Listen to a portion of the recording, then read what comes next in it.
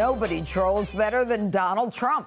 Over 4 weeks after toppling Joe Biden, Vice President Kamala Harris doesn't have a single policy page on her campaign website. So Trump created one for her. His campaign setting up a Harris Waltz policy website listing all of her radical policies, like eliminating private insurance and bailing out violent murderers in a one-stop shop. Harris wants to run away from these positions, but she refuses to face reporters. CNN thinks she might hide until Election Day. Take a look at this. Showman, you've interviewed Kamala Harris. Yep, a few times. All right. And everybody's come on your radio show. Everybody has to come on your radio show. She hasn't done a big interview in a while here, and certainly not since announcing. Are you going to talk to her soon? What do you think? What do you think she should do? Or does she do better to ignore all those calls to talk and just keep doing what she's doing? All right, Jesse, who would guess that in 2024, Donald Trump would be helping us learn more about Kamala Harris than her own campaign people? Yeah. So this is good. This is creative. Because you can't just complain about it. Everybody comes on the show and they complain about, oh, the media's hiding her, she's hiding. That's not going to get it done. He has to think of creative ways in order to pierce this armor and expose her. Because the country hates the media, and the country already knows she's unprepared for the job. So if he can just expose her, and maybe one way to do that is by sending just an army of surrogates out to CNN and MSNBC and the networks. And every time they ask them a question, just say, why are you hiding her? Why is she unqualified? What's her policy? Why don't you care what her policy is?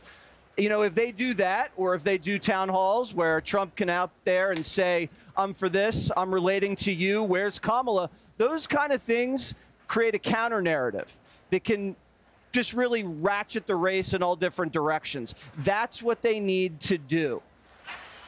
All right, Greg, when you think about it, the guy that they claim is destroying democracy is actually helping protect it by telling voters what Kamala Harris actually stands for. Well, somebody has to. I would disagree with Jesse on this. I think that Trump should not engage the media at all. Go right to the Democratic voters who don't like him. Sit at a table with 4 voters. Do it a couple times a week and just field their concerns, because Trump rallies and these choreographed media things, they don't convert.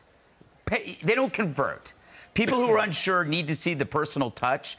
When people see that Trump is not Hitler, they're going to be really angry at the media who told them he was. They're going to go, this guy actually...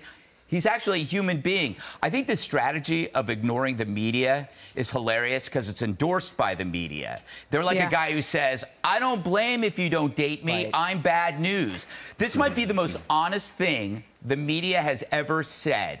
If you don't include us, you'll be fine, because we make everything worse. Every time you put the media in every aspect of life, they destroyed the melting pot. They've undermined biology. They've undermined education, all through their leftist ideology. You know, I wouldn't want them around either. Basically, they're saying to Kamala, it's not you, it's me. And you know, Seinfeld was a show about nothing. This is a candidacy about nothing. It's like they heard nothing beats Trump, and they said, well, let's run nothing. This party, we're a donut.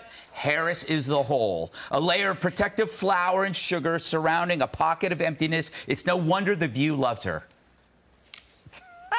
All right, Harold. Kamala said she's going to do one interview. I think it's on August 31st. Is that smart, Harold? Look, 2 things. I think it's smart and clever what President Trump is doing with this website. I think some of the criticism towards her not sharing already all the things she's going and wants to do as president, a lot of it's fair, some of it's not fair. I'd say the part that's not fair is because President Trump on his own website doesn't really go into excruciating and elaborate detail about some of the things that he wants to do to fix some of these challenges. So I think as you get clever and you're smart, and I think it was a good tactic, I think you have to share your own thoughts. I've said all along, Vice President Harris will not be able to not do serious interviews, not be able to do press conferences, and frankly, just not engage with the press. The American people have great insecurities and aspirations about the economy, depending on where you sit on the economic ladder. those concerns and aspirations and, frankly, insecurities could be more pronounced if you're at the lower end versus the higher end.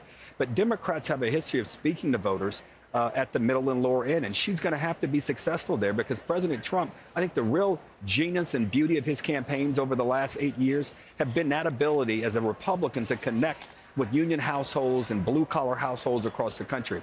So she won't be able to get away with this, Judge, between now and November. If she does try to do it, I don't think she wins. So I don't think she'll do it. I think come September 10th, if she, I agree with Jesse, I thought June 27th was a huge day. September 10th is an even bigger day. And tonight is the start of that test for her. She's got to give a great speech tonight to get this thing rolling.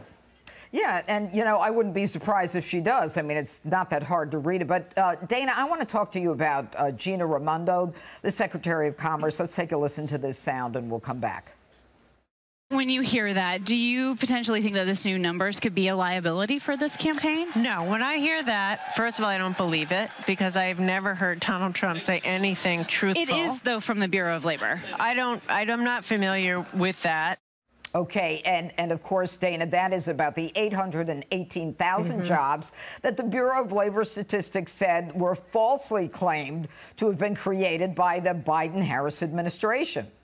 Yeah, so there was a revision. The Bureau of Labor Statistics does it every year. Sometimes it works in an administration's favor, sometimes it doesn't. And in this case, for Biden-Harris, it doesn't. But the media or even your own cabinet can sweep it under the rug.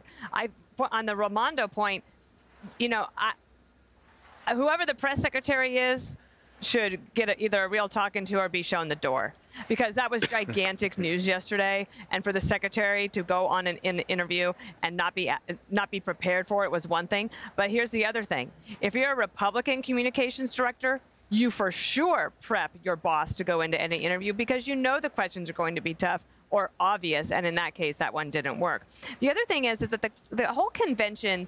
I really noticed it yesterday in Tim Walz's speech, and you'll probably hear more about it today from Kamala Harris, is that they're applying policies to Donald Trump that he does not support. So, for example, they continuously say that Donald Trump is for a federal abortion ban. They say he is going to ban more books. They say that he is not going to allow you to worship the way that you want to. And it's really a dirty way to do politics because, one, nobody in the media ever gets to ask them, like, well, what do you mean? I would say that the moderators for that September 10th debate really have their work cut out for them because, one, President Trump has to say, that is not my policy, etc. But then you could also look back to you and say, well, your policies are A, B, C, D, E, F, G, F. You know, you could go all down the alphabet because she's been in power for a long time, but walking away from all of the big ones. They touched the hot stove of policy last Friday on the economy. They got slapped back by the left-wing media, including even centrist media, the Washington Post editorial board, CNN, saying this idea of price controls is a gimmick and it will never work. So I don't know if they're too shy now to put out anything else and they're just going to try to run the vibes for another 48 hours. Well, I'm sure they'll run it for 48 hours. The question is how much longer after that. Click here to subscribe to the Fox News YouTube page to catch our hottest interviews and most compelling analysis. You won't get it anywhere else.